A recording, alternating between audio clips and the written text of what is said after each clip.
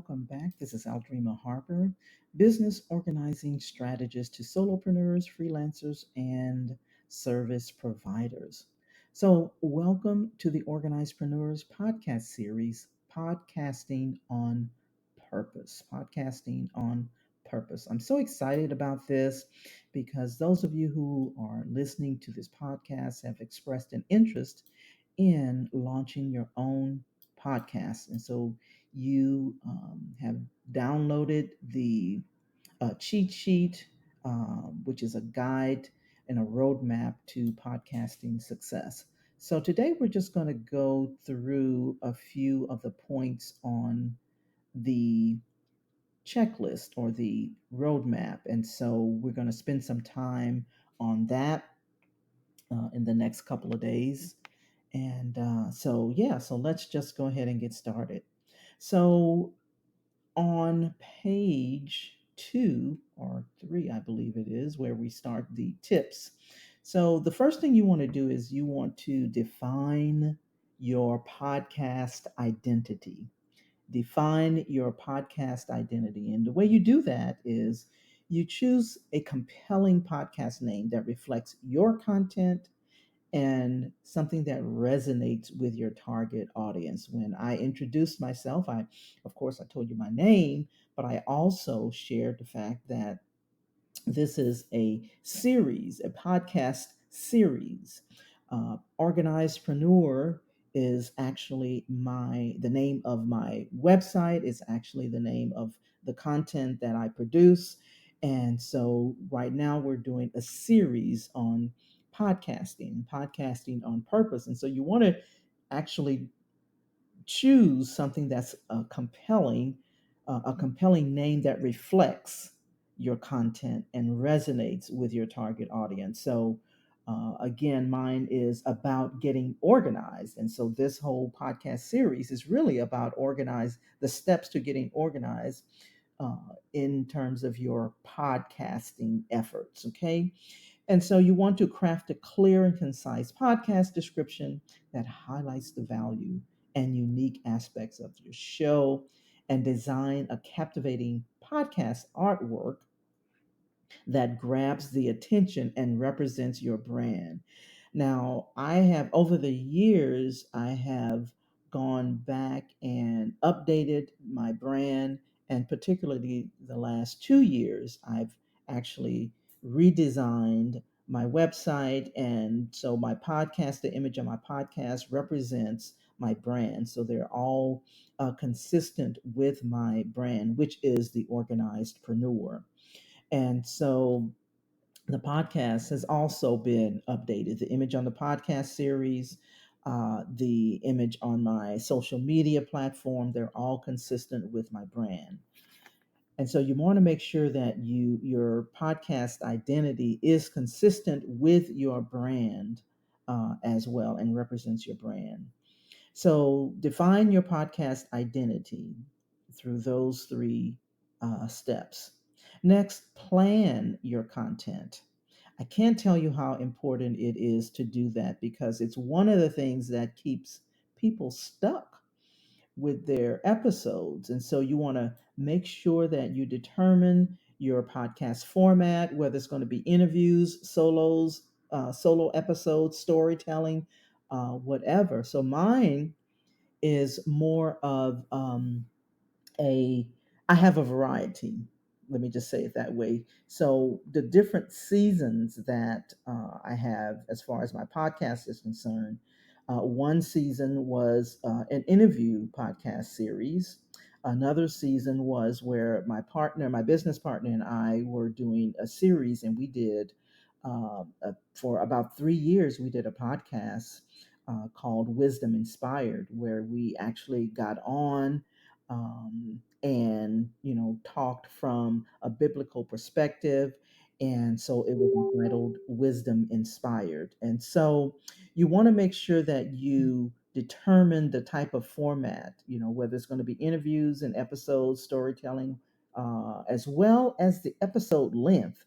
What I am discovering is that the it is really best to have short snippets because people our attention span is very, very short, and it just seems to be getting shorter. So, some people do, depending on the type of or the format of their podcast, whether it's interviews or whether it's solo episodes, that's going to help you to determine how long, excuse me, you want your episodes to be. So when it's educational, and this one, podcasting on purpose, is more of an educational genre. I'm keeping these really, really short. And so, because I don't want to overload you with information so that you're no longer listening, to the podcast and that type of thing. So, you want to make sure that you determine your podcast format, what type of genre you want it to be, and it doesn't have to stay there. You can change from time to time. I happen to do different seasons, and so when I'm ready to change genres, I will create a new season. Now, I do interviews, solo episodes, and educational type episodes. Okay. So brainstorm and create an episode outline and script for each episode to ensure a smooth and structured flow of content. That I stress very, very highly, um, because I know for me, I am one of those that will go on a tangent, chase a rabbit, and just get lost in my own content. So I have to have some type of a script for each episode. And then the third tip for planning your content is consider your target audiences, interests, and needs when selecting the topics and planning your episode. One of the things that's important is to find out, what does your target audience want to know, right? What are their pain points? So when I created this checklist, I wanted to find out, first of all, if it was something that anybody was interested in, right? And so that's what I did. I put the post out there. People were interested in a cheat sheet or a guide or roadmap, whatever you want to call it. And then once I put that out there, then I created the checklist. I didn't want to create the checklist first and then find out if anybody wanted it. So that's a really, really key point in planning your content. Okay. So plan your content, determine your podcast format, brainstorm and create episode outline and script, and consider your target audience's interests and needs when selecting topics. So, lastly, for this episode, I'll talk briefly about equipment, because equipment and recording setup. I did get someone in my inbox that asked me, what platform that they would recommend in terms of hosting your podcast. So, my personal preference, I actually have two personal preferences. So, one is Anchor, because with Anchor, you can, it has a huge distribution channel, and you can, because it's owned by Spotify, you can do two types of recordings. You can do audio recording and you can do video recording. So that's why I love Anchor. My second choice is bcast.fm.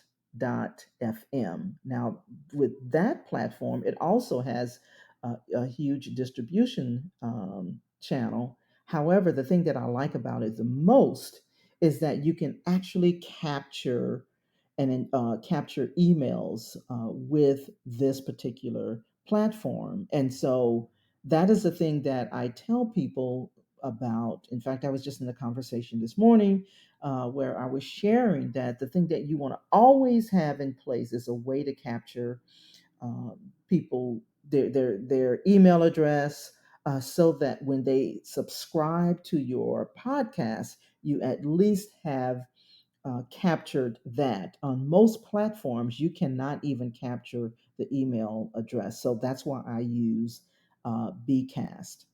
Um, And so the other few other tips it says on the cheat sheet: equipment and recording setup. It says invest in quality